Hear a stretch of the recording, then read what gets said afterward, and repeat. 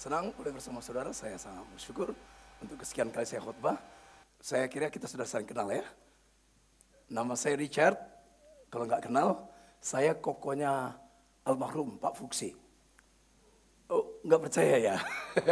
Saya membina mereka, saudara Pak Fuksi, ada macam-macam angkatan mereka. Waktu di IPB dulu, saudara. Kelihatannya saya masih muda, saya masuk 66 tahun. Oh, nggak tahu ya. Kelihatan masih mudah-mudahan, saudara. Anak saya yang pernah khotbah di tengah-tengah saudara namanya Zevanya. Ya, dulu dia misioner di Afrika. Ya, mari kita buka kitab suci kita, saudara, dengan waktu yang singkat ini. Kita buka kitab yang biasa, saya kira. Mungkin kita nggak familiar kitab ini, saudara. Kitab Yudas. Siapa yang pernah baca kitab Yudas? Nggak tertarik ya? Oh, ada. Puji Tuhan. Karena sudah baca dari depan sampai belakang, saya kira ya. Pasti ketemu Yudas. Ya, kitab Yudas, saudara. Kita nggak tertarik karena kita kesal banget nama Yudas ya. Yuk saudara, kita buka kitab ini saudara. Ini firman Allah. Mari kita saudara lihat kitab Yudas pasal 1, tentu satu pasal saja. 3 ayat saja, ayat 1 sampai 3. Yudas ayat 1 sampai 3. Saya minta tolong kita join. Saya baca 1, saudara ayat 2, ayat 3 bersama-sama. Dari Yudas hamba Yesus Kristus dan saudara Yakobus kepada mereka yang terpanggil yang dikasih dalam Allah Bapa dan yang dipelihara untuk Yesus Kristus. Bersama, saudara-saudaraku yang kekasih, sementara aku bersungguh-sungguh berusaha menulis kepada kamu tentang keselamatan kita bersama, aku merasa terdorong untuk menulis ini kepada kamu dan menasihati kamu supaya kamu tetap berjuang untuk mempertahankan iman yang telah disampaikan kepada orang-orang kudus. Sekali lagi kita berdoa, saudara. Segenap pujian, pengagungan, syukur, terima kasih yang paling spesial. Segala kemasyuran, keagungan, kejayaan itu hanya bagi Tuhan mulia. Karena pribadimu, karena karyamu. Siapakah kami Tuhan kau kasih begitu rupa? Bahkan saat ini lagi kau tempatkan kami begitu spesial ada di hadirat Tuhan. Pula kau sediakan kami firman Allah yang mutlak kami butuhkan. Sungguh Tuhan kami haus, puaskanlah. Kami lapar, kenyangkan dengan kebenaran firman yang mulia itu. Dan tolong hambamu, urapi dengan urapan baru di tengah-tengah visi yang lelah. Kuat kuasamu yang sempurna nyatakan. Firmanmu, kebenaranmu saja disampaikan dengan jelas. Dan umat memberikan sukacita besar. Memberikan tempat ruang luas dalam hidup mereka untuk setiap firman Allah yang mulia itu. Ubahkan kami semakin mulia. Baharui kami semakin indah. Nyatakan sabdamu Tuhan. Kami mau katakan seperti Mazmur 19 ayat 60 dengan bersegera dan tidak berlambat-lambat. Kami siap meresponi firman Tuhan dengan baik. Dalam nama Tuhan Yesus. Amin. Saya tadi malam yang kurang istirahat saudara, karena ketika saya berangkat, ketika saya pas boarding saudara, saya terima telepon. Saya punya kakak saya ini kakak ipar saudara, yang dekat sekali sama kami dan juga sekaligus anak rohani saya dulu yang bina saudara. Ditabrak saudara, dia naik rupanya dia punya, saya minta tolong titip doa juga sekaligus karena masih kritis saudara. Dia dibawa naik ojek habis pelayan di penjara Cipinang. Lalu dia naik ojek mau ke daerah Pondok Gede tempat tinggalnya. Dia naik ojek, tahu-tahu yang supir ojeknya sudah tua saudara. Jadi agak gagap. Lalu ada truk tabrak dia saudara. Lalu katanya pecah kepalanya, istri saya nangis-nangis. Jadi saya tadi malam masih ditelepon saudara. Jadi agak kurang tidur. Jadi mukanya jelek ya saudara ya. Tolong diampuni saudara. Iya. Nah saudara, mari kita buka kitab suci. Tema kita tetap berlaku walaupun ada situasi itu saudara. Sekali lagi tolong titip doa, namanya Meti, usianya 69 tahun saudara. Tema kita hari ini, pujian bagi Tuhan. Saudara, nampaknya nama Yudas nggak keren buat kita. Siapa punya anak namanya Yudas? Tetangganya ada? Saya punya teman kelewatan namanya Yesus Yudas. Dipikir lengket begitu saudara. Saya punya teman baik, dia seorang hamba Tuhan, di Kolombia sana. Ya, namanya Yesus Yudas, tapi dia nggak suka dipanggil Yudasnya, dia suka dipanggil Yesusnya. Anak saya kurang suka mendengar kata itu, karena kalau saya telepon saya kata Jesus, how are you? Saya ngomong, anak saya ini papa kelewatan, nggak sopan, nggak main-main aja, bukan main-main, ini serius. Namanya Yesus Yudas Eduardo, saudara, tapi maunya dipanggil Yesus, saudara. Nah, saudara Tuhan, nama Yudas sebetulnya nama yang sangat-sangat luar biasa. Keren sebetulnya dalam bilangan orang-orang Yahudi. Bilangan orang Israel sampai saat ini, ada pemain bola top orang Israel namanya Yudas. Saudara, kata Yudas dalam bahasa Ibrani kata Yehud, artinya Allah saja yang patut dipuji. Bagus bukan? Allah saja yang patut dipuji. Yehud itu dari Yehuda. Lalu dalam terjemahan bahasa Yunani dipakai kata Yudas. Yudas jauh benar dengan istilah orang Batak. Judas sekali kau, itu lain saudara ya. Ini Yudas, Yudas itu artinya pujianku bagi Tuhanku. Atau tema kita sekarang pujian bagi Tuhan. Itu bukan sekedar tutur, bukan sekedar nyanyian, tapi memang gaya hidup. Tampak sekali pujianku, bahwa hidupku lewat seluruh hidupku tampak benar pujian bagi Tuhanku. Wah, saudara, keren sekali ya saudara. Nah, saudara Tuhan, itu tema kita hari ini, pujian bagi Tuhanku. Saudara Tuhan, kalau kita baca bagian firman Tuhan ini ada 4 kebenaran yang menarik sekali. Gak ada alasan bagi saudara saya, kalau hidup saudara sungguh-sungguh gak ada alasan lagi untuk tidak hidup untuk pujianku, hanya untuk Tuhanku. Hidupku hanya pujian bagi Tuhanku. Saudara, kalau kita baca memang ayat 1 dari mulai kitab Yudas ini sampai ayat terakhir, hanya 1 pasal pendek sekali. Seluruh tekanan-tekanan yang mengarahkan memang untuk seluruh hidup saudara saya, memang totalitas, bukan sebagian, bukan sewaktu-waktu, bukan temporal, bukan saat-saat tertentu ketika kita memuji, ketika kita saat ini sedang nyanyi menyembah Dia dengan sungguh-sungguh, dengan worship leaders yang begitu baik dan pemusik yang baik sekali saudara, lalu kita memuji. Tapi lebih daripada itu, hidup kita bukan pujian, hidup kita bukan kemuliaan bagi Tuhan. Saudara, dulu saya punya sekretaris, sekarang dia jadi misionari. Ya memang kadang-kadang orang bilang gini, kalau dekat Pak Richard awas. Nanti jadi mirip dia. Dia memang saudara, supir saya ada tiga jadi misionari. Sekretaris saya ada pernah 5 saudara, 4 jadi misionari saudara. Nah ini saya punya sekretaris dulu, seorang yang pintar sekali, orang yang baik sekali, namanya Ike. Satu kali dia bikin saya punya makalah saudara, dia bikin bahan saya, dia ketik maksud saya saudara. Lalu saya ngisi seminar kumpulan agama di UGM saudara. Lalu kalimat terakhir sebetulnya kalimatnya berkata begini, bagi Tuhan sajalah kemuliaan selama-lamanya. Tapi dia salah ketik saudara, bagi Tuhan sajalah memalukan selama-lamanya. Waduh. Tapi bukankah itu seringkali hidup kita saudara? Gak konsisten banget. Saudara, hanya 2 saja. Saudara hidup memuliakan Tuhan, pujian bagi Tuhan, atau mempermalukan nama Tuhan. Jangan saudara katakan, enggak, saya di dalam garis netral. Enggak di situ, enggak di ekstrem kiri, enggak di ekstrem kanan. Saya di tengah-tengahnya Pak, enggak ada itu. Enggak ada itu. Saudara kalau enggak berguna bagi kemuliaannya, saudara tidak berdaya guna sama sekali. Maafkan saya, terlalu serius kalimat saya. Dan harusnya begitu jelas bahasanya. Oke? Maka tema kita hari ini saudara, pujianku lewat hidupku hanya 1. Saudara lihat tadi dalam ayatnya kedua, saudara lihat ayat 3 ada tekanannya untuk Dia. Pujian bagi Dia saja, Tuhan yang mulia. Bagian pertama bicara ayat ini, kenapa saya pujianku hanya bagi Tuhanku? Karena saudara Tuhan, hidup kita semata karena kasih karunia. Kasih karunia. Coba perhatikan ayat 1 dimulai dengan kalimat yang begitu jelas. Dari Yudas, hamba Yesus Kristus, dan saudara Yakobus, kepada mereka yang terpanggil. Cetakan bahasa asli bukan sekedar terpanggil, tetapi memang dengan sengaja memang dipanggil oleh Dia. Dipanggil. Dipanggil karena apa? Katanya yang dikasihi, semata karena kasihnya, semata karena kasih karunia Allah. Kata dipanggil. Kata dipanggil itu kata yang, kalau saudara lihat konteks perjanjian lama, perjanjian baru, memang rasanya nggak ada masuk hitungan sama sekali saudara saya dipanggil. Apalagi dipanggil dalam ayat ini, dipanggil oleh siapa? Kata yang dipakai kata kurios. Sejajaran kata apa? Kata ini pakai dalam perjanjian lama kata Yahweh. Perlu saya pakai kata itu? Sebab kata itu saudara itu mengungkapkan apa? Apa kata kurios? Apa kata Yahweh? Kata itu adalah kata bicara satu pribadi yang begitu agung, yang absolut transenden, begitu maha tinggi, maha suci, maha mulia, sempurna absolut. Nggak perlu apa-apa dan nggak perlu siapa-siapa sebetulnya.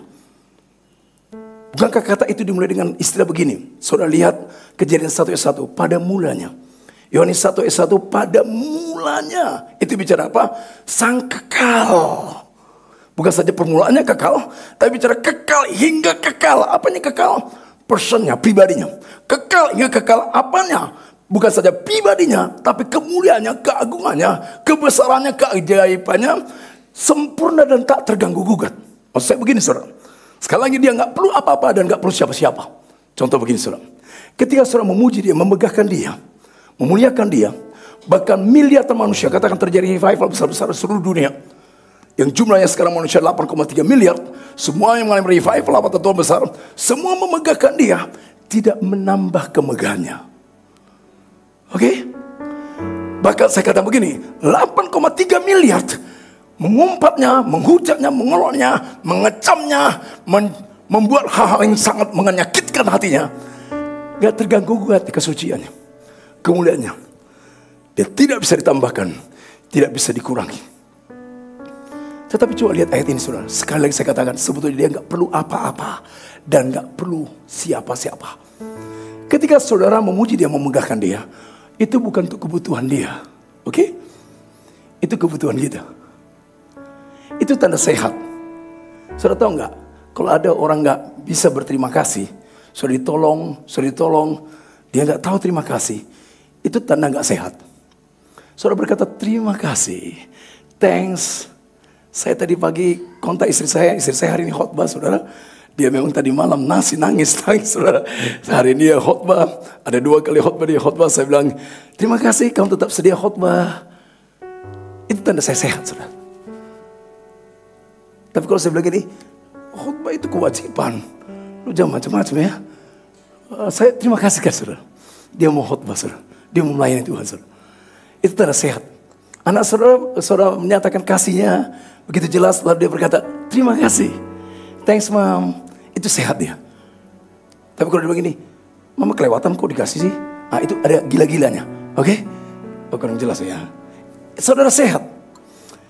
Saudara sehat dan makin sehat. Itu tuh kepentingan saudara saya. Nah saudara sekali lagi, tapi coba lihat ayat ini. Kenapa saya katakan ia memanggil itu kasih karunia? Sekali lagi kata memanggil, kata yang dipakai dalam ayat itu sejajar dengan kata, kalau saudara pernah ingat Hosea 11 ayat 1, ayat 4. Aku membungkukkan diriku supaya dia datang kepadaku. Kata membungkukkan di sana, dia serendah-rendahnya datang turun untuk memanggil kita. Bukankah itu kasih karunia? Saya katakan ulang, kekal hingga kekal. Dia tidak pernah tergugat. Dia nggak perlu apa-apa dan nggak perlu siapa-siapa. Dia tetap mulia, selamanya mulia, agung dan mulia. Tidak, no limit. Tapi heran, dia turun meninggalkan seluruh kemuliaannya. Dia turun serendah-rendahnya untuk menarik saudara saya, memanggil saudara saya. Saudara masih ingat semua bukan Filipi pasal 2? Mungkin saudara tanya, ayat mananya Pak? Oh mantap ya, berarti nyambung kita ya. Atau enggak tahu? Oh tahulah ya saudara. Apalagi khusus ayat 8, 9, 10, 11 dikatakan dia sendiri adalah kurios. Dia Tuhan pencipta semesta yang maha tinggi dan mulia. Dia turun menjadi manusia, bahkan jadi hamba. Bahkan sedia apa? Mati. Tadi kita nyanyi lagu di Kalvari. Aduh, hati kita meluap dengan syukur, sujud. Iyalah, saudara, dia memanggil kita. Bukan dia teriak dari surga sana, dia teriak, hey. Bahkan dia panggil saya sudah untung banget ya. Tapi dia panggil dengan menurunkan dirinya. Dia merendahkan dirinya. Dia panggil semata kasih karunia. Saya kasih contoh saudara ya. Saudara pernah baca enggak? Kok saya baca? Pertanyaan saya enggak bagus ya. Matius pasal 4, pasti ingat ya. Saya orangnya positive thinking, makanya saya bilang gini, pasti ingat ya. Atau lebih bagus begini, enggak ingat kan? Oh ini kelewatan pendetanya menghakimi saudara. Matius 4 dikatakan begini saudara. Saudara baca nanti ayat 18, 19, 20, 21 dikatakan begini. Yesus menyusuri jalan itu. Jadi itu bukan sedang jalan-jalan. Jadi sifatnya spekulatif kalau ketemu murid. Tapi perjalanan yang dengan sengaja. Dia menyusuri untuk apa? Untuk memanggil.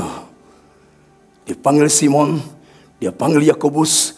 Itu tindakan sengaja, saudara. Bayangkan saja, dari sekian ratus ribu penduduk Lampung, atau katakanlah kota Bandar Lampung, dari sekian juta penduduk Provinsi Lampung, dari sekian 280 sekian, sampai ke 280 sekian penduduk Indonesia, dia dengan sengaja memanggil saudara. Bukan kita anugerah. Dari awal saya sudah katakan dia nggak perlu apa-apa, nggak perlu siapa-siapa sebetulnya. Bahkan dia panggil kita dengan cara dia mati di Golgota. Dia di kayu salib di Golgota. Dan panggilan mulia itu mencakup 3 hal. Dipanggil kita, dipanggil untuk apa? Pertama, dipanggil sungguh-sungguh untuk menikmati posisi yang baru. Bukan saja posisi baru, tapi jawatan atau sekaligus jabatan yang baru. Tapi bukan saja jawatan baru, atau jabatan baru, fungsi yang baru. Contoh saudara kesan Tuhan. Yang pertama, saudara lihat, dia panggil kita betul-betul untuk masuk dalam posisi yang baru. 1 Petrus 2 ayat 9 dan 10. Ingat itu? Kamulah bangsa terpilih, imamat rajani, umat yang kudus, kepunyaan Allah. Dikatakan selanjutnya apa? Yang dipanggil dari kegelapan masuk dalam terangnya yang ajaib. Wow, dari kegelapan, dari kebinasaan kekal masuk dalam kepada apa? Siapa? Terang yang mulia, kehidupan kekal. Dari kehinaan kepada kemuliaan, dari kekejian kepada keagungan, dari kebinasaan kekal kepada kehidupan kekal, dari murka Allah kepada masuk dalam kasih dan maksud Allah yang mulia. Itu posisi yang hanya bisa dibuat oleh panggilan Kristus Tuhan. Nggak bisa oleh bilangan apapun. Saudara makin menata hidup saudara, semakin saleh, semakin baik, semakin mulia. Nggak bisa. Maka kalau saudara baca ketika Kristus lahir ke dunia, gak usah heran saudara, muncul pujian yang begitu mengagumkan sekali. Salah satu, kalau saudara baca Lukas pasal 1 ayat 67, diulang ayat 71, diulang ayat 83, dikatakan ia melamat umatnya dari terkungkung dimerdekakan, dari kegelapan masuk terang yang mulia. Wah, itu posisi luar biasa saudara. Semata karena kasih karunia. Oke, gak apa-apa, ini lagi Natal saudara ya. Hafal semua Yesaya pasal 9 ayat 5.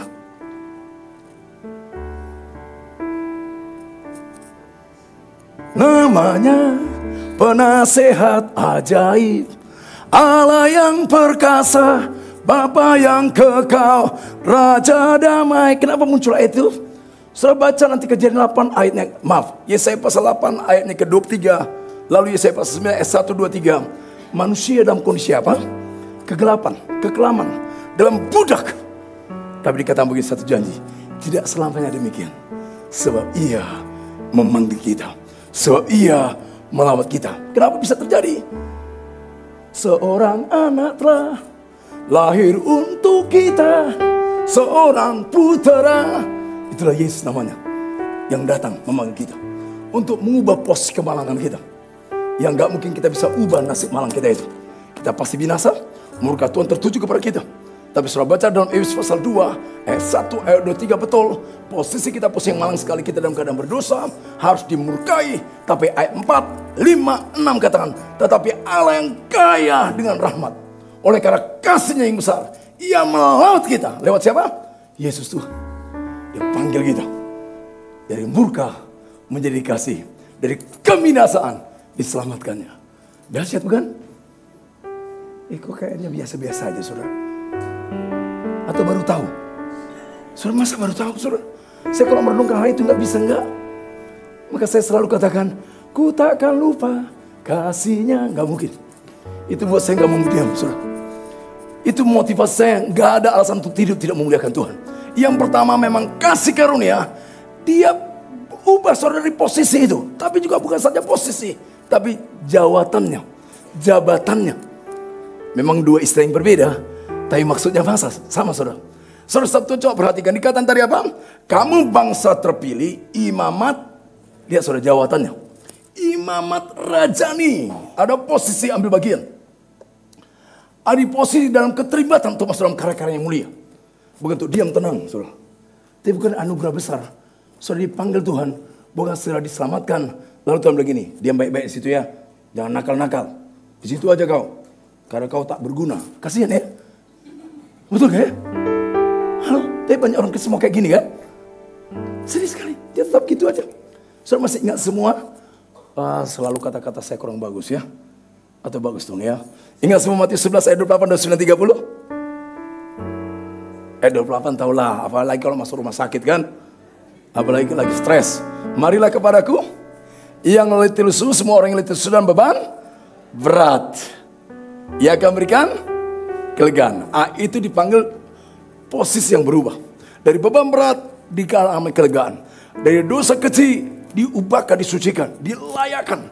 Tapi dia nggak panggil kita sampai di situ saja. Marilah kepadaku, pikulah kuk yang kupasang. Apa katanya? Sebab kuk yang kupasang itu apa? Enak. Saudara dipanggil untuk jawatan baru, saudara. Untuk ambil bagian untuk melayan dia. Tunduk untuk diproses, tapi tunduk juga untuk ambil bagian dalam maksud yang mulia. Terus saudara, yang namanya kuda liar, sapi liar gak pernah berguna tanpa dikasih pasang kuk. Tidak bisa ambil bagian dalam jawatan itu. Tidak bisa bergerak untuk mengabdi. Gak bisa bergerak dalam maksud yang mulia. Kalau dia tidak mau ambil di sana. Tapi Tuhan itu hebat, saudara. Saya dulu dari kekejian perusak. Sangat menyakitkan sekali. Saya pernah cerita saudara, SMP saja saya 6 tahun, saudara. Kelas 6 SD saya sudah tahu namanya ganja. Tahu obat, saudara. Bukan vitamin C maksudnya, saudara. Makanya SMP saya 6 tahun sudah rusak sekali. Sampai ada orang bilang gini sama saya, sebelum jahat kayak Om, saya gak mau bertobat. Maksudnya jahat kayak Om kayak mana ya? Kejahatan itu gak pernah berkata berhenti. Kecuali responi kasih karunia Tuhan. Jahat, jangan-jangan kau keburu mati baru bertobat. Kan kasihan kan? Tapi maksud saya itu coba perhatikan saudara Tuhan. Saya dulu perusak. Jahat. Sangat perusak, mempermalukan Tuhan. Tapi dia selamatkan saya. Tapi luar biasa. Bukan saja diselamatkan saya. 46 tahun lalu. Saya mulai ambil bagian dalam jawatan itu. Imamat. Berfungsi. Ambil bagian, berbuat, berkarya. How great our God. Bukankah anugerah? Satu nyanyian bilang apa? Semua karena anugerahnya diberikan Tuhan pada kita. Amin. Semua karena anugerahnya. Maafkan saya, suara saya nggak sebaik kamu nak. Ya. Walaupun orang Batak ini katanya saya Batak merusak suara.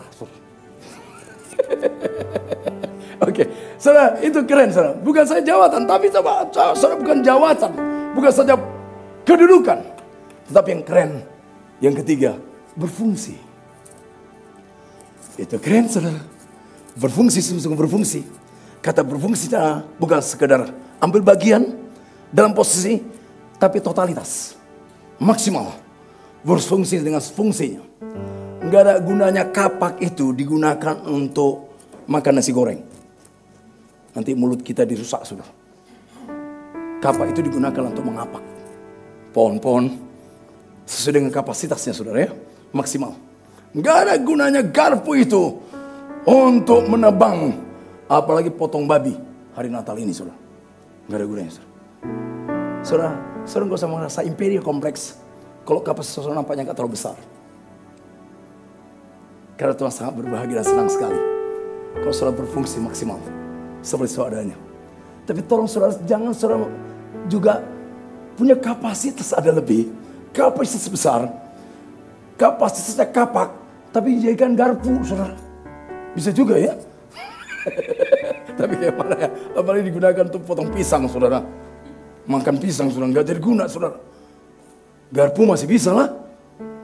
Tadi pagi saya sarapan pisang rebus, saudara. Enak sekali, saudara. Pisang kepok, hotelnya top, saudara. Dapat pisang kepok. Untuk saya memang cocok, saudara. Tapi masa saya coba perhatikan, saudara ya. Nah, fungsi maksimal. Pertanyaan saya, saudara. Sadar nggak, saudara, semua itu kasih karunia? Kalau saudara bukan saya dipanggil kepada pos yang sudah diubahkan, dibaharui, tadinya anak-anak si setan iblis jahat menjadi anak-anak Allah. Kegelapan jadi terang. Yang kedua, ambil bagian dalam jawatan, saudara. Saudara ambil bagian sebagai anggota tubuh Kristus ada di sana. Betul-betul ada di sana. Tapi bukan saja ada di sana. Berfungsi di sana. Oke? Terlibat di sana. Halo? Tapi panggilan itu saudara kasih karunia. Betul-betul. Yang pertama kasih karunia. Tetapi panggilan itu kasih karunia itu juga diapain, saudara? Ini kasih karunia. Karena panggilan Tuhan maksudkan juga bukan saja panggilan perubahan posisi, perubahan fungsi, perubahan jawatan. Tapi juga panggilan itu, saudara, di panggilan itu panggilan untuk dipelihara. Saudara, di-maintain salah. Dan maintain Tuhan itu selalu hebat. Dia ingin bawa kita dari kemuliaan menuju kemuliaan lebih besar. Apapun situasinya. Saudara masih ingat Roma pasal 8 ayat 28? Allah turut bekerja apapun situasinya, apapun keadaannya. Ketika saudara pindah posisi, lalu saudara ambil bagian dalam jawatan, dan terus bergerak dalam fungsi-fungsi Allah, makin naik level, makin maksimal. Saudara pastikan, dia juga memanggil saudara di sana, saudara dipelihara. Nggak terhenti di sisi saja. Saya kasih ilustrasi sederhana, saudara. Kemarin, istri saya bilang gini, ngapain sih bawa termos itu aja modelnya. Termos sudah bengkok-bengkok. Saya bilang sama istri saya, ini termos berfungsi maksimal. Termos saya bawa minum air hangat, biasanya saudara senang saya minum air hangat, saudara. Ya, saya pakai termos kecil, saudara. Kemana saya bawa? Sekarang ada di situ, saudara. Tapi nggak usah saudara lihat, dan saudara jangan berminat untuk menggantinya. Ini saya katakan ini termos yang setia. Dia maksimal, semua udah bengkok-bengkok, warnanya hitam jadi abu-abu. Tapi jangan berminat menggantikannya. Istri saya sudah mau menggantikan, saya bilang jangan. Tapi dia protes, bilang gini, kau bilang apa? Maksimal. Iya maksimal. Kau bilang apa? Itu terus apa? Setia. Iya setia. Saya bilang, enggak. Itu termos sudah enggak maksimal. Pengok-pengok. Nggak bagus. Tampilannya bikin orang malu. Ya, makanya kadang-kadang saya bawa termos itu bukan begini, saudara. Saya pegang atas saya karena bengkok-bengkok atasnya. Jadi kalau ada orang percaya agak gini ya. Tapi di pesawat saya minum air. Tapi mau saya Tuhan, yang saya katakan saudara, memang termos ini saudara saya senang pakainya, oke? Jadi nggak minat saya diganti. Cuman sebetulnya nggak cocok termos ini disebut maksimal. Karena kata maksimal yang saya maksud adalah kompeten. Punya nilai kompetensi. Tampil betul-betul yang terbaik. Dia tampilnya nggak terbaik lagi, saudara, pengok-pengok. Yang kedua, apalagi setia. Banyak orang kira yang setia, gitu-gitu aja, di situ aja. Itu berarti setia. Itu tanda nggak setia. Ngerti maksud saya? Banyak orang tetap merasa aman dari orang Kristen. Bahwa hidupnya tetap menjadi alat pujian Tuhan. Pada rohaninya gitu-gitu aja. Dan dia katakan judulnya dia orang setia. Halo? Saya bandingkan contoh sederhana, saudara. Ada seorang teman. Dia punya mobil tua tahun 68. Dia sebut mobilnya mobil setia. Saya bilang, mobil setia? Iya pak, mobil setia. Saya bilang, sekali-sekali bawa aku dong ke puncak. Enggak pak, sampai Cawang udah mogok pak. Itu bukan mobil setia, mobil perusak. Mobil pengganggu. Bahkan mobil lama-lama, mobil besi tua. Kasih sama orang Madura lebih bagus. Bisa berguna. Saudara kayaknya sudah mulai marah sama saya. Kalau saudara gitu hidup saudara dari Kristen, pasti saudara gak tahu namanya kasih karunia Allah. Saudara, coba lihat ayat ini, katakan. Saudara dipelihara, di maintenance. Istilah Paulus berkata apa, saudara? Betul, secara fisik kami seperti kemah, makin lama makin lemah. Tapi spiritual kami makin kaya, makin mulia. Sehingga bisa lebih lagi memperkaya orang lain daripada sekian tahun yang lalu. Ngerti maksud saya? Banyak orang kan bilang gini, aku sudah 10 tahun, udah sekian tahun lain Tuhan, udahlah, udah. Ini orang gak setia. Ini namanya gak tahu pemeliharaan Allah, oke? Gak jelas ya? Saya sudah 46 tahun melayani Tuhan karena anugerah Tuhan. Saudara bisa tanya sama orang yang sudah kenal saya lama. Di sini banyak orang kenal saya lama, saudara orang Lampung, saudara. Dari beberapa gereja saya pernah khotbah di sini, saudara. Kenal, dia akan bilang begini, Pak Richard, kita kira dia makin tua, makin gimana ya? Rupanya tua-tua keladi, yang positif ya, oke? Tahu saudara keladi kalau makin tua makin enak ya, makin bagus ya? Enggak jelas saudara ya. Saudara coba perhatikan, itu karena maintenance, dan maintenance itu sampai Maranatha. Maintenance itu sampai saudara dipanggilnya. Saya makan ketemu ada seorang bapak namanya Pak Panggabean. Dia orang ini Pak Panggabean, seorang tuh sebetulnya latar belakangnya orang Cirebon, Chinese Cirebon. Cuman hidupnya begitu sulit dulunya, lalu ada waktu masih remaja diadop sama orang Batak. Dikasih marga Panggabean. Tapi saya kagum sekali saudara, ketika saya pertama kali ketemu dia, usianya 60-an tahun saudara. Kalau saya ketemu dia, Pak apa kabar? Dia jawab, bertumbuh terus dan terus berbuah lebat. Lalu kami ketemu lagi, Karena kami sama-sama sibuk, satu kali ketemu lagi usianya 75 tahun.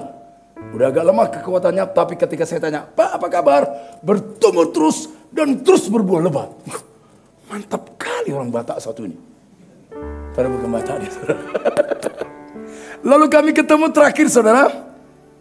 Terakhir sebelum dia masuk rumah sakit Gatot Subroto, kami ketemu di Singapura, saudara. Saudara tahu dia khotbah di mana? Dia khotbah di satu gereja. Gereja besar, saudara. Di Singapura. Ya gerejanya Tiberias, saudara. Dia khotbah, saudara. Waktu saya ketemu, saya khotbah di gereja lain, saudara. Di GBI di sana. Lalu kami ketemu. Lalu apa kabar? Udah 83, saudara.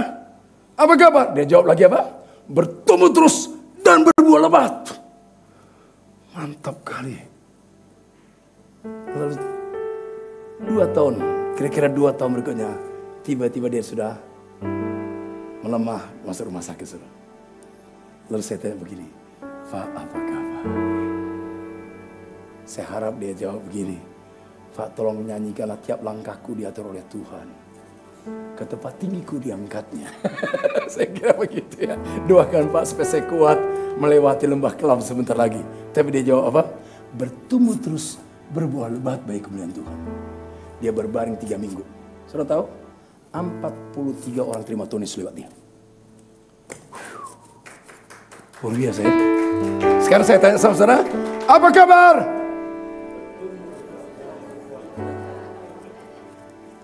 Kapan terakhir jiwa diselamatkan? Jawab saudara. Langsung aplikasi praktis dong. Kalau saudara mikir pasti sudah lama banget itu ya. Atau enggak ada. Bertumbuh terus. Seolah Tuhan tidak sanggup memelihara saudara. Tahu saudara memelihara? Tuhan paling cerdas untuk memelihara. Dan kata memelihara itu bicara ketika Tuhan kata begini, kata itu pertama kali muncul ketika Allah ciptakan manusia. Saudara lihat Kejadian pasal 1 ayat 29, Kejadian 2 ayat 15 diulang kata itu. Peliharalah bumi. Apa kita pelihara di sana? Bukan saja merawat gitu-gitu aja. Itu supaya produktivitas. Terus. Maka salah satu kesedihan Allah melihat bumi ini makin rusak. Saya baru pelayanan dari Kutai, saudara. Lalu pelayanan di Nusantara itu, saudara. Aduh, rusak sekali bumi ini.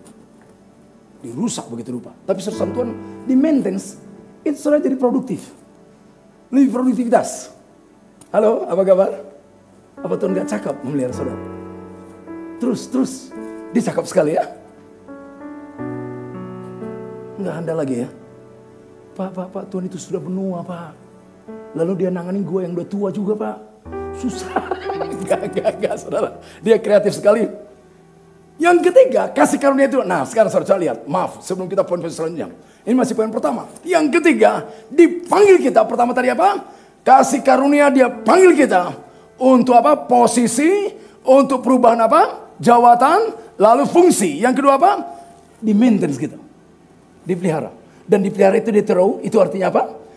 Saudara bisa pesta. Melimpah. Tetap melimpah. Halo? Saya tidur itu 2,5 jam, saudara.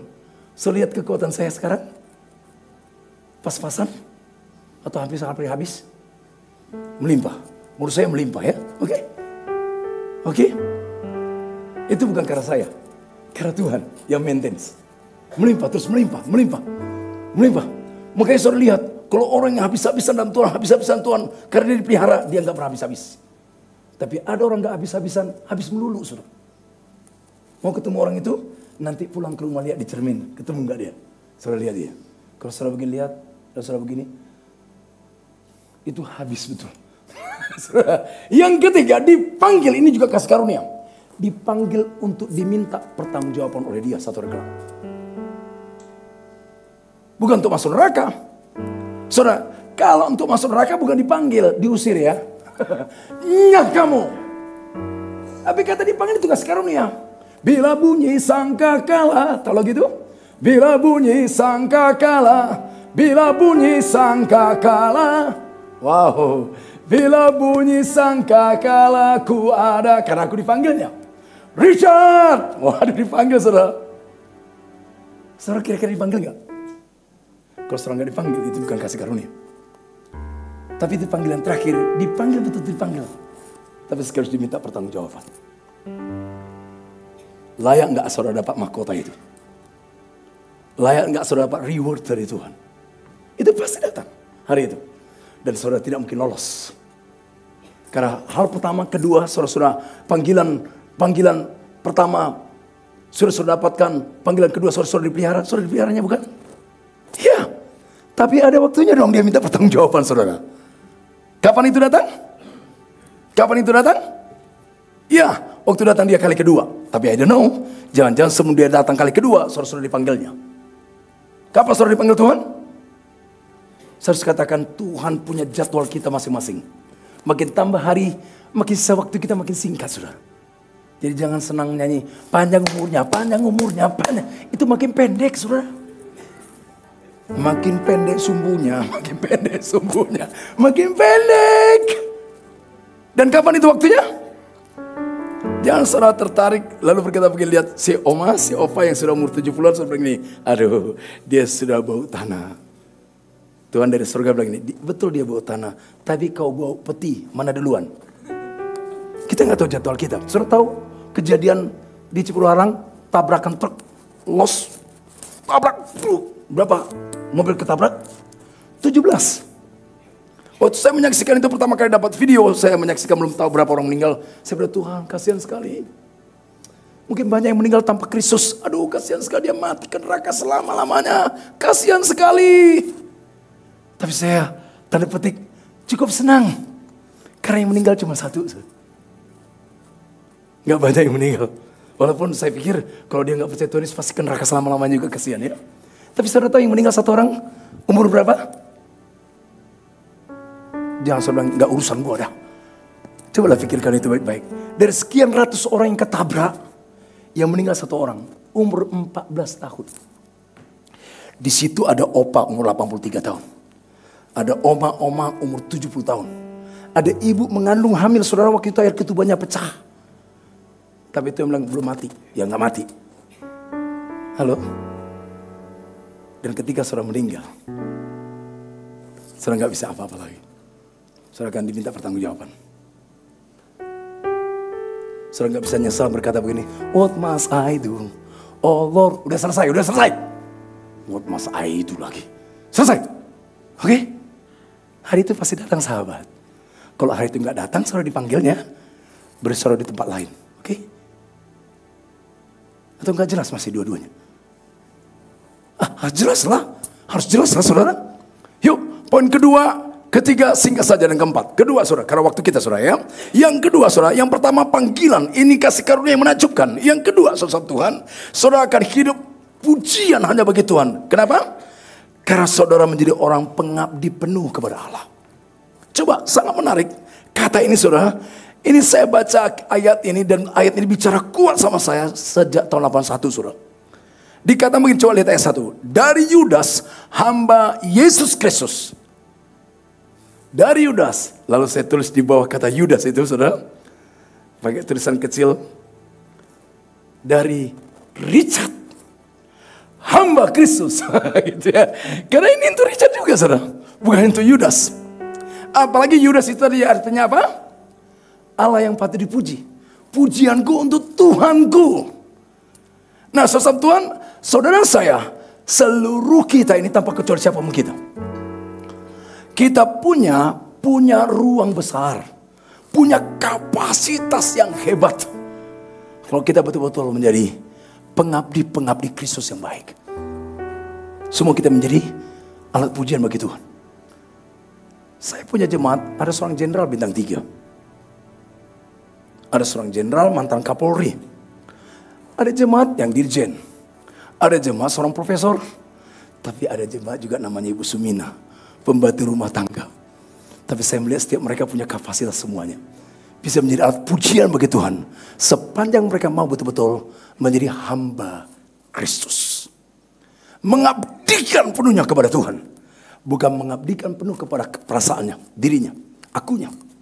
Maka sejak awal Tuhan kata apa? Sangkal diberi. Pikul salib, ikut aku. Sungguh-sungguh mengabdikan penuh. Kata budak itu berarti mengabdikan penuhnya kepada Tuhan. Halo? Berapa banyak betul-betul kita mengabdi hidup sama Tuhan? Kadang-kadang mengabdi karena perasaan. Mengabdi kata orang. Orang-orang bilang begini, gak enak orang yang kendalikan saudara. Kadang-kadang kita dikira-kira apa sakit hati kita. Tuh orang masa tiap gue lewat dicemberut, ya gue cemberut juga. Sudah dikendalikan, orang lain dikendalikan saudara. Halo? Walaupun saudara seringkali kita kata hamba itu kayaknya biasa kita ngomong tapi gak tahu artinya. Saya kasih contoh ya. Saya 82 sampai 85, maaf 82 sampai 87, 5 tahun. Saya di penjara Cipinang, saudara. Maksud saya membina rohani di sana. Iya, saudara. 82 sampai 87, sekarang saya membina rohani orang-orang KPK di KPK, saudara. Tapi masih saya ke penjara Cipinang, tapi saya mau cerita, saudara. Waktu 82 pertama kali saya masuk, saudara, saya ingat sekali, saudara. Pemimpin doanya namanya Pak Lazarus, saudara. Jadi nama Lazarus, sebetulnya nama aslinya dia orang Siantar. Dia orang Siantar, dia bunuh 21 orang, saudara. Kejam. Namanya sebetulnya Tan bla bla bla. Lupa saya, tapi kita ganti namanya Lazarus, saudara. Diganti sama orang sana, Lazarus. Dia pembunuh, saudara. Tapi dia berdoa begini waktu doa pembukaan. Kami hamba-hambamu ya Tuhan. Saya kira, salah lama saya. Ngapain saya di penjara Cipinang? Rupanya hamba-hamba Tuhan semua. Hamba-hambamu. Bagus ya. Lalu mereka nyanyi, saudara. Lagu pertamanya lagu apa? Mencari domba yang sesat. Jangan-jangan gue yang sesat nih. Rohani sekali ya, betul ya? Itulah kerin. Kenapa lu di sini? Maksud saya begini, saudara. Banyak kali itu hanya istilah ya. Hanya istilah keren. Tapi bukan itu gaya hidup kita. Banyak kali kita bukan budak Kristus, bukan pengabdi Kristus yang betul-betul pengabdi atas dia. Tapi mengabdi selera kita. Selera yang mengendalikan kita. Dunia sekitar kita. Gue sakit hati aja. Waduh, gue sih marah-marah aja. Waduh, gue jujur kok gitu ya? Jujur bukan gitu, saudara. Jujur dia mengampuni kamu, ngampuni aja. Oke? Susah. Gak jelas maksudnya ya. Satu sinode minta saya ngisi seminar. Persis ketika Pak Bambang, salah satu pimpinan kita dulu, saudara, di Bandung, pernah mengumpulkan pengerjanya sekitar 2000, minta tolong sama saya. Pak Richard, isi seminar sama kami.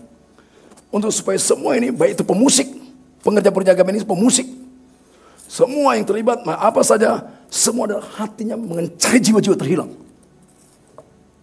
So, tiap kali saya ngomong amanat agung mereka amenkan, tapi nggak kerjakan juga. Sinode yang sama, sinode yang lain, ada satu sinode minta saya ngisi seminar tentang penginjilan.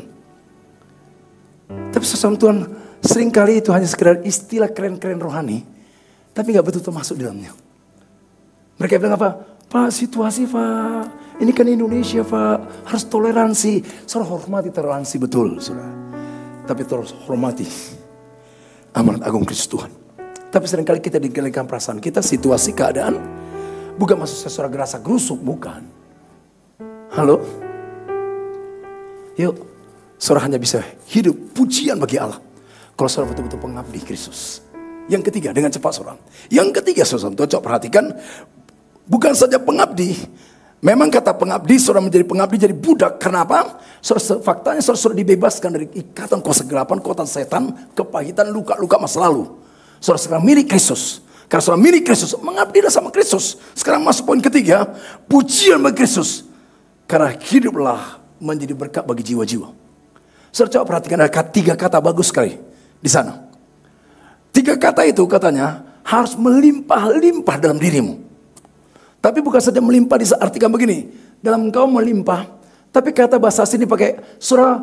Karena saudara melimpah harusnya saudara menduplikasikannya kepada orang lain. Kalau saudara mendapatkan apa itu? Yang ada 3 kata itu. Saudara lihat apa itu? Kata rahmat. Semua kita sudah mengalami rahmat Tuhan melimpah bukan? Duplikasikanlah. Saya kasih contoh begini. Apa sih beda rahmat sama anugerah? Beda enggak? Ini 2 kata dalam Alkitab seringkali diulang saudara. Dalam bahasa aslinya. Agama lain kenal 2 istilah ini, tapi secara praktis nggak ngalami. Anugerah itu begini saudara. Anugerah sehubungan dengan dosa kita. Kita berdosa, kita tak terampuni tapi diampuni, itu anugerah. Tapi rahmat apa? Sehubungan dengan sengsara kita. Karena kita berdosa, kita sengsara, kita lelah, kita capek. Kita pasti binasa selama-lamanya.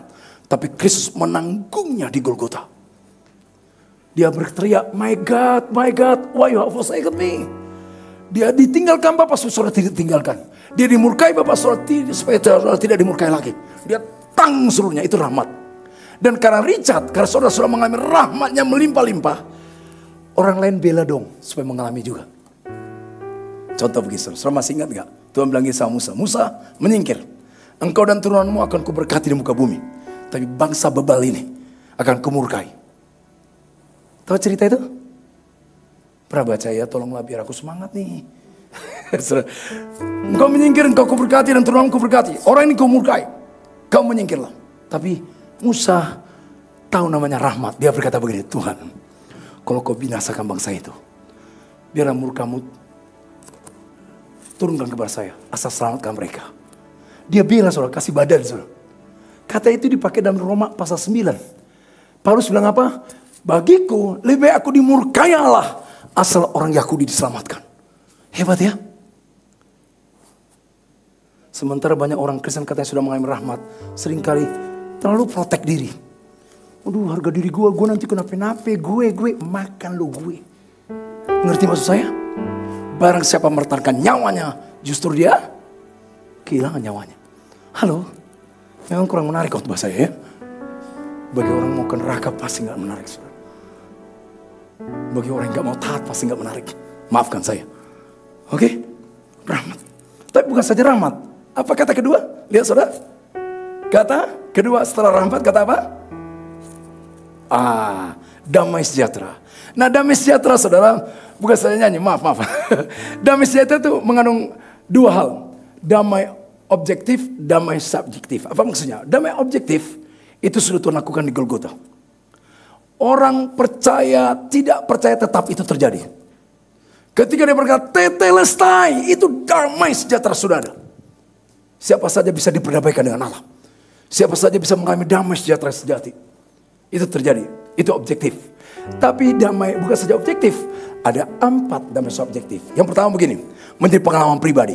Ketika Richard pendosa keji, kita saudara berdosa keji datang kepada Kristus Tuhan, mengalami karya Golgota darah dicurahkan, saudara terima dia sebagai juru selamat. Saudara mengalami apa? Saudara mengalami secara pribadi damai sejahtera, saudara. Betul? Damai di hatiku, ya damai. Yang kedua apa? Saudara bisa berdamai sama siapapun. Betul-betul saudara damai, mengalami damai di tengah-tengah gelombang hidup yang paling berat. Damai. Saya pernah melayani 3 bulan saudara di Kolombia. Baru hari pertama diberondong dengan senjata. Bukan saya yang diberondong. Kami nginep di satu apartemen tapi diberondong apartemen itu karena bandit datang. Waduh. Saya kasih tahu sama istri saya pulang, cepat pulang kembali Indonesia. Pulang. Tapi karena ada damai ya. Ada damai tetap bertahan 3 bulan saudara. Lalu meninggalkan misionari kami di sana. Dan dia tetap ada dalam damai, ada gelombang, ada situasi nggak nyaman, tapi ada damai, oke.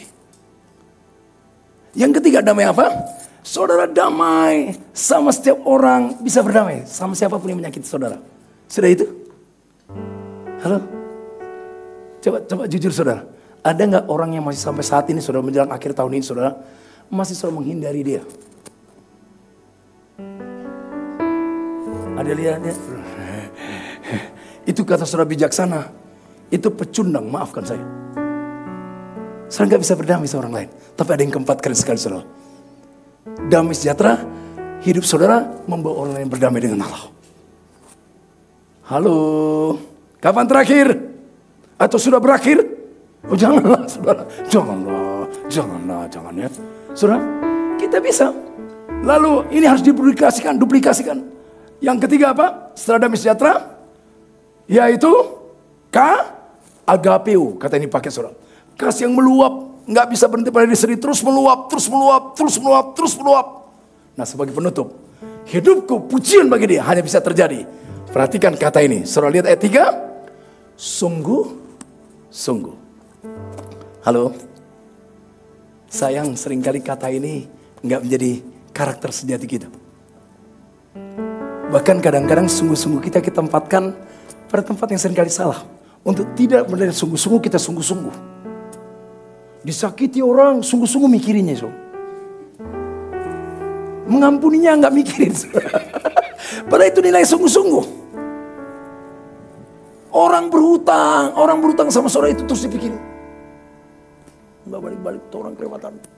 Ngapain pikirin itu saudara? Halo, banyak energi habis. Untuk tidak benar sungguh-sungguh, untuk yang merusak, yang barang bangkai, yang barang merusak, lebih suka kita nikmati sungguh-sungguh. Halo? Nggak jelas khotbahnya? Atau hampir-hampir. Dan kata sungguh-sungguh, itu bukan hayalan. Itu bukan nyanyian. Itu otentik. Itu real. Itu jujur. Itu nggak ada topeng. Itu bukan bikin kesan. Itu memang gaya hidup. Oke? Tapi itu nggak pernah terjadi tanpa saudara pernah memulainya.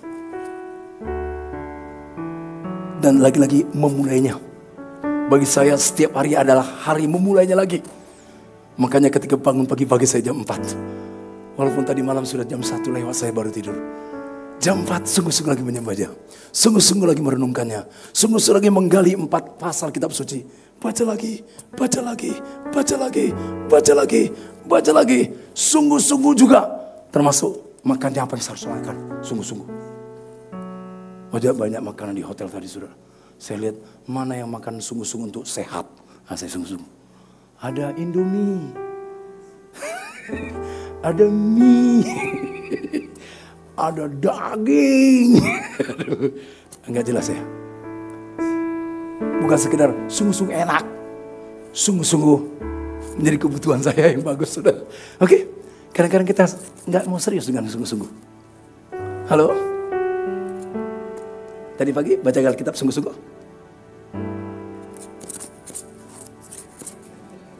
Penyembahan sungguh-sungguh? Doa sungguh-sungguh? Gimana Tuhan dipuji? Sudah hari ini tinggal sedikit lagi kita akan lewati tahun ini saudara. Aduh, apa saudara nggak sedih ya? Coba saudara lihat hari-hari yang saudara lewati. Bisa nggak saudara berkata begini? How great thou art. Saudara kagum dan takjub sama Tuhan. Keren. Atau saudara lihat. Habis. Kairos Tuhan sudah lewat. Habis. Yuk saudara yuk. Ada potensi besar dalam hidup kita masing-masing. Biar Tuhan dipuji. Amin. Mari kita berdoa saudara. Tuhan terima kasih untuk firman-Mu. Bicara lebih lanjut kepada kami.